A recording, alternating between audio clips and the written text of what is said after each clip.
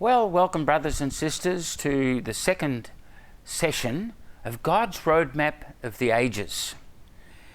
What we're looking at in these sessions is learning about the plan of God from eternity to eternity. We want to understand the end times. But if we really want to understand the end times, we need to go back to the beginning. We need to see what God's original plan and intention was, because God hasn't deviated from that original plan.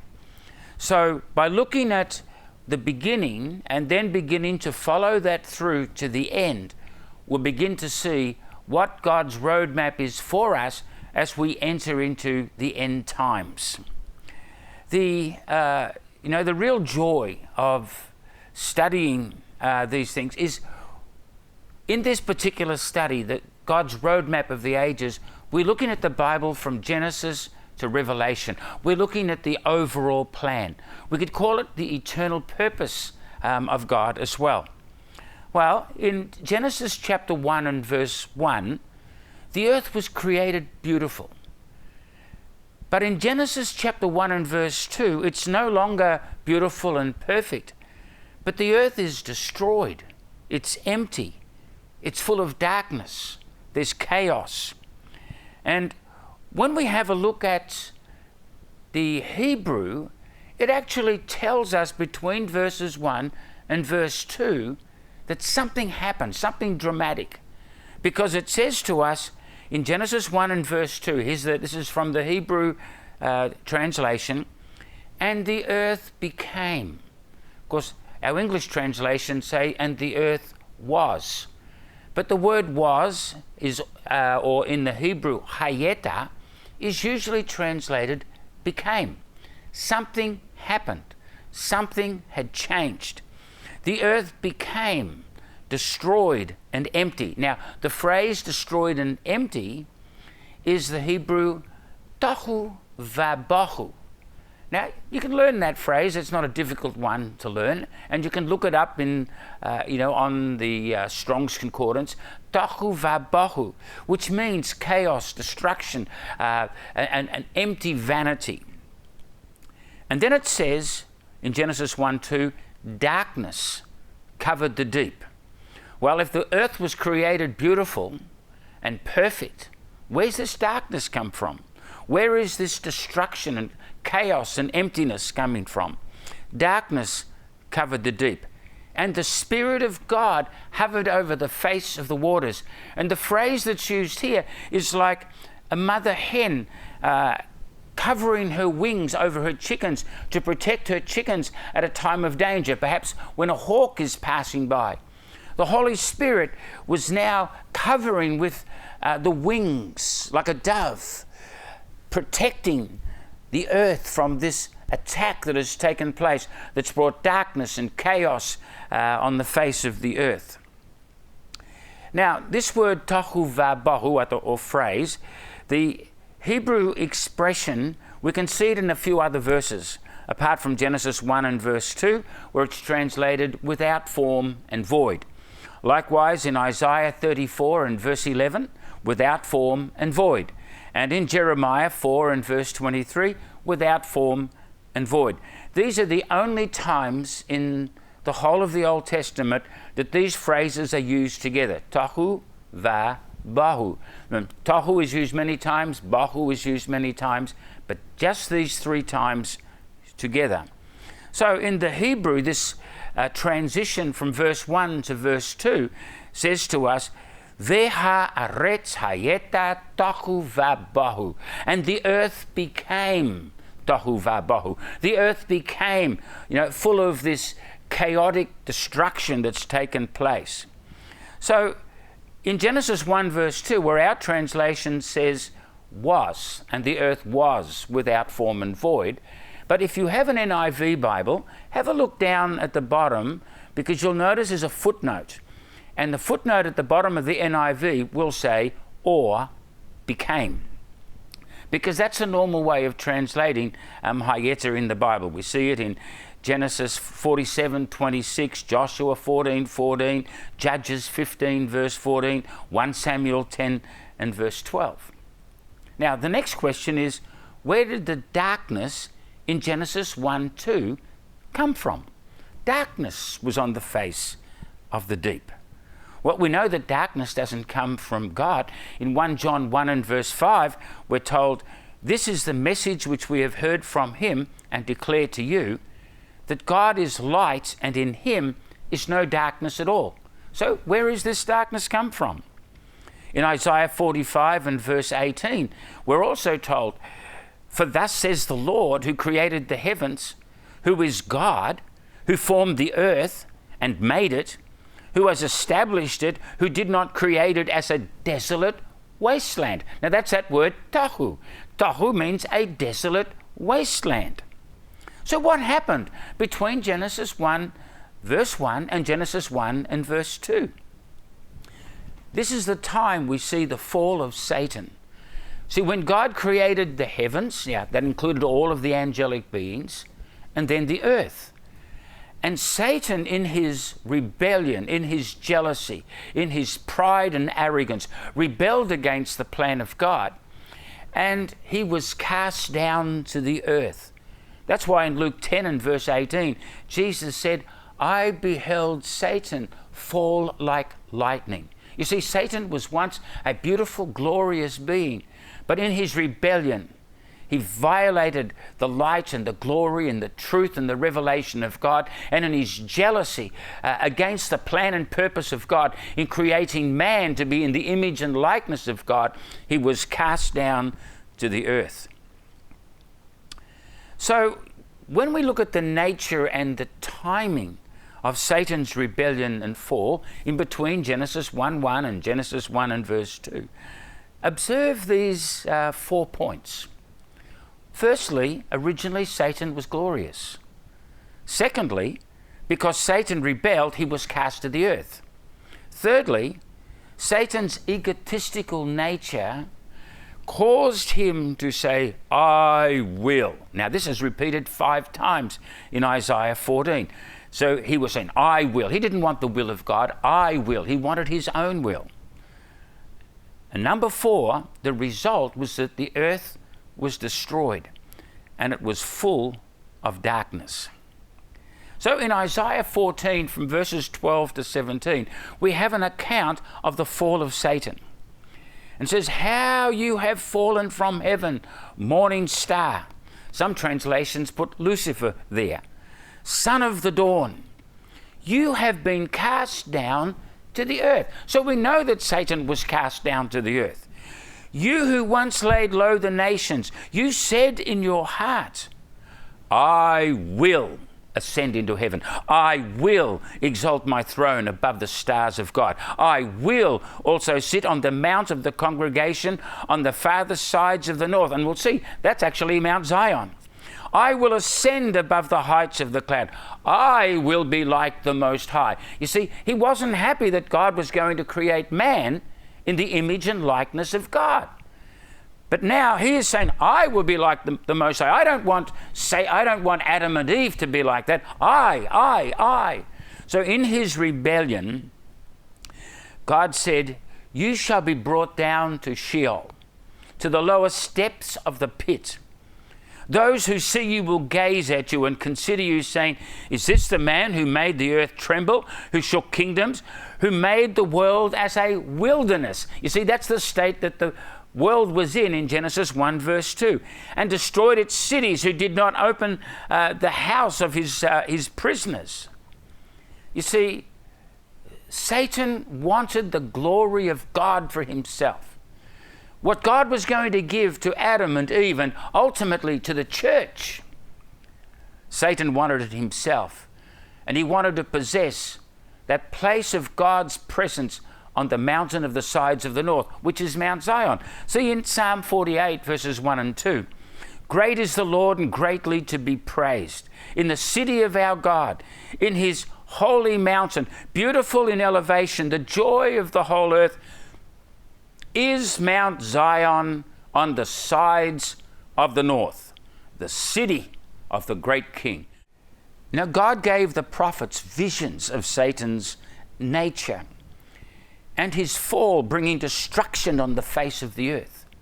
Jeremiah had a vision, and in Jeremiah 4:23 to 26, just like with Isaiah, he says, I beheld the earth, and indeed it was without form and void, or tohu vabo. These are exactly the same words that we find in Genesis 1 and verse 2. And behold the heavens, they had no light. You see, no light, there's darkness now covering everything. I beheld the mountains, and indeed they trembled.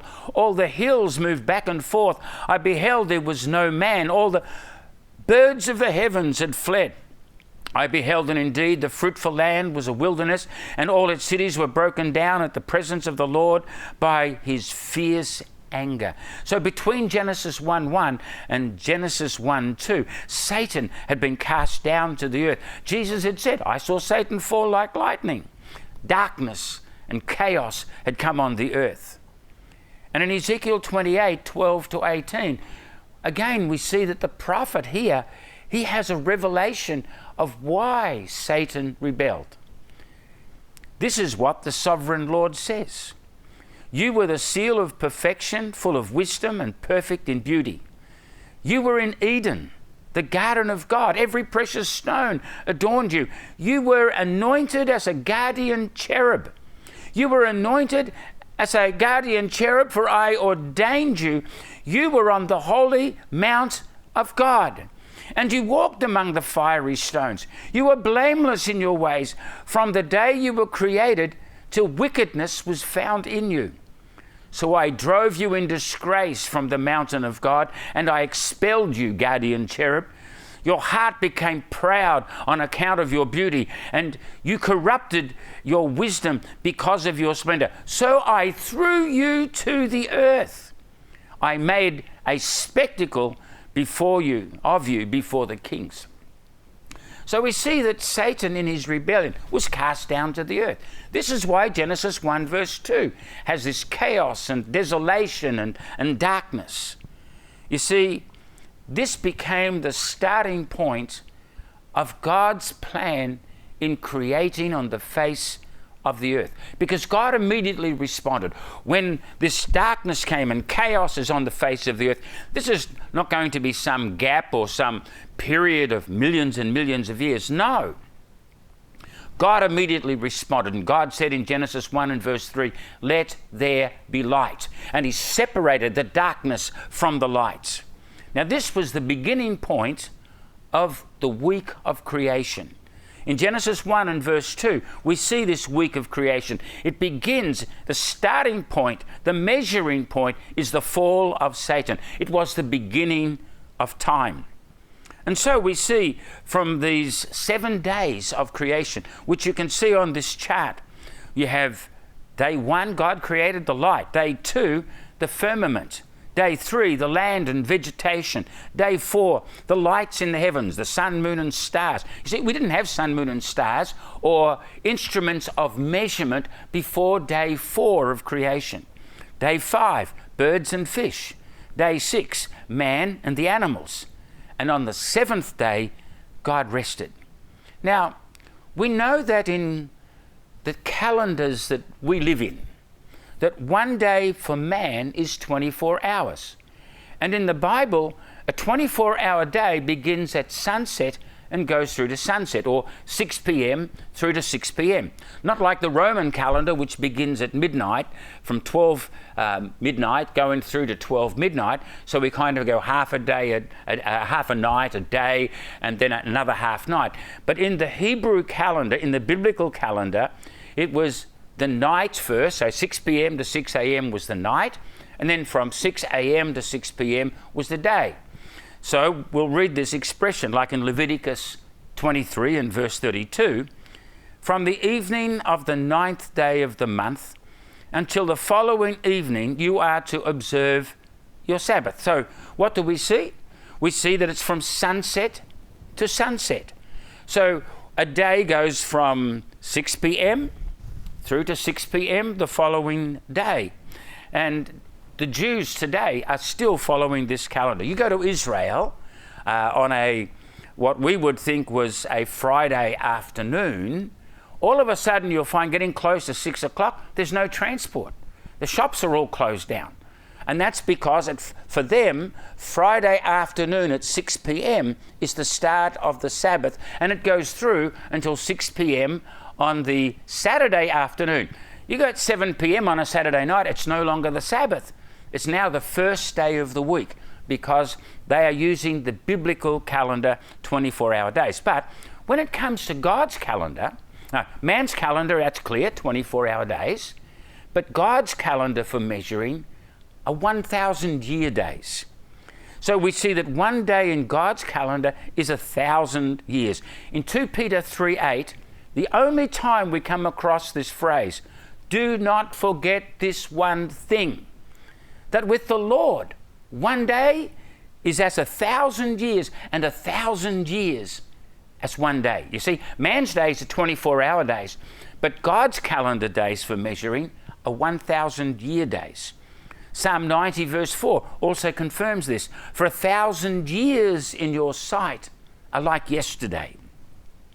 So God has a plan, and his plan is to eliminate the sin and the darkness and the destruction that came with the fall of Satan, that brought this chaos on the face of the earth. Now, this did not change God's plan. God was not overwhelmed by the fact that Satan had rebelled. No, God actually used the rebellion of Satan to bring about his perfect plan.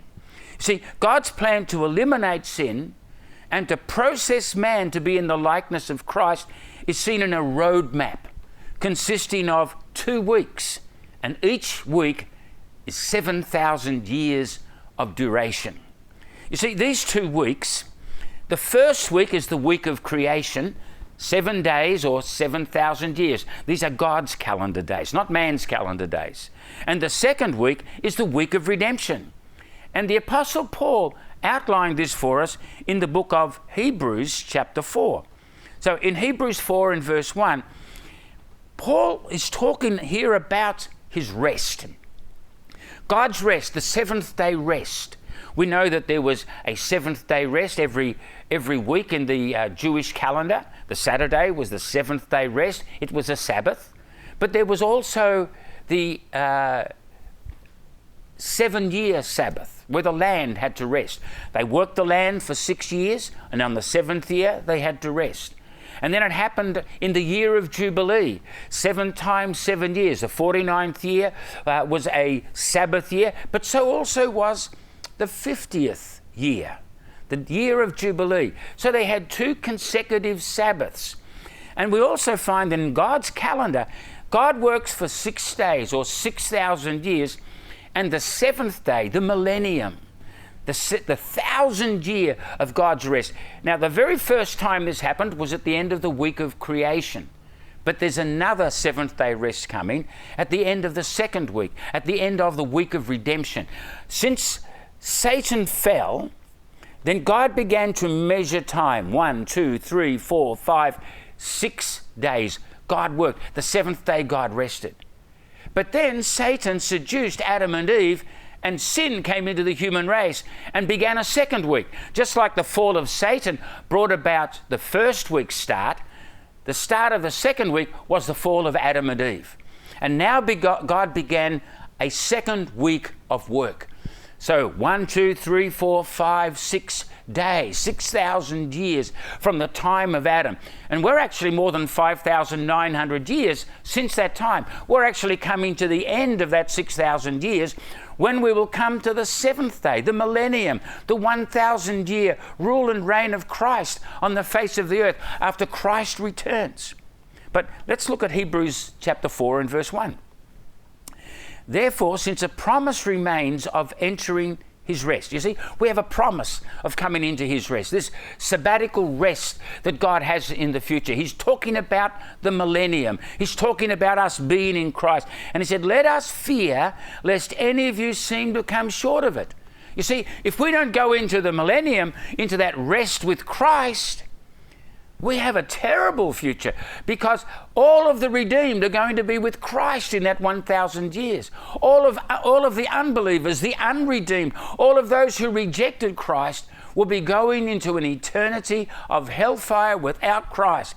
So it said, let us fear lest any of you seem to have come short of it. In verse 2, for indeed the gospel was preached to us as well as to them, but the word which they heard did not profit them, nor not being mixed with faith in those who heard it. Verse 3, for we who have believed do enter that rest, as he has said, so I swore in my wrath, they shall not enter my rest, although the works were finished from the foundation of the world. Now, verse 4 and 5, here we are talking about the week of creation. For he has spoken in a certain place of the seventh day, in this way. And God rested on the seventh day from all his works. And again in this place, they shall not enter my rest. So we see that the first week that God was working, the week of creation, 6 days he worked, and the seventh day God rested. This is the first seventh day in God's calendar plan, in God's roadmap of the ages. Then in Hebrews 4 and verse 6, it says, since therefore it remains that some must enter that rest, and those to whom it was first preached did not enter because of disobedience. And in verse 7, again he designates a certain day. You see, there's a special day that's coming, a second seventh day. And he said in David, today, after such a long time, as it has been said, today, if you will hear his voice, do not harden your hearts. And in our day and age, how important that is, to not harden our hearts, to hear his voice. And he says in verse 8, for if Joshua had given them rest, if Joshua was able to bring them into that time, then he would not have spoken afterwards of another day. There is another seventh day that's coming. There's a second seventh day that we have to prepare ourselves for. And now in Hebrews 4 and verse 9, he brings us to that consummation. He says, therefore, there remains a Sabbath rest, a seventh day rest for the people of God. This is the second seventh day that we're waiting for. There was the first week, the week of creation. God rested the seventh day. And since the fall of Adam until today, almost 6,000 years have passed by. We're getting closer and closer to the end. And the seventh day, the millennium after Christ returns, is just around the corner. So we have these 2 weeks. The week of creation, the week of redemption. In Hebrews 4 and verse 4, we have the first seventh day. And in Hebrews 4 and verse 9, the second seventh day. I want you to study these things. Go back over this video, go back over the PowerPoints. Have a look what we've been studying here. You see, we began by looking at the rebellion of Satan. Between Genesis 1:1 and Genesis 1:2, he brought destruction on the face of the earth. He actually interrupted, you could say, eternity, and time began. And then God began to measure 1, 2, 3, 4, 5, 6 days when he created. And the seventh day he rested. But then Satan brought about the fall of Adam and Eve. Now God intervenes again and begins a second week of work. And since the time of Adam, 1, 2, 3, 4, 5, now we're almost to the end of day 6. And in the seventh day, God will rest. So we need to understand what God's plan is from the beginning so we can understand how close we are to the end before that seventh day comes, when we're going to live and reign with Christ for 1,000 years, that second seventh day. So let's discuss this. Let's have a look at this. Let's study this, and let's understand what God's plan is from eternity to eternity.